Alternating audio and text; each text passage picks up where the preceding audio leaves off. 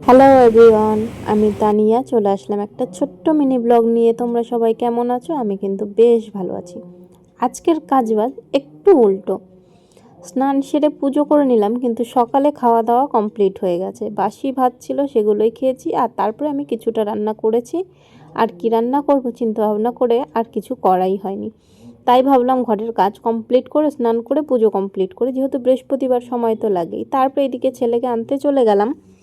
ছেলের ছুটি হয়ে গেল, আসার সময় এক প্যাকেট সয়াবিন নিয়ে এসেছিলাম। এসে সেটাই রান্না করতে বসিয়েছি, কারণ ডাল আর ভাজা দিয়ে তো আর খাওয়া হবে না। তাই করে নিচ্ছিলাম একটু পটল আলু দিয়ে সয়াবিনের তরকারি।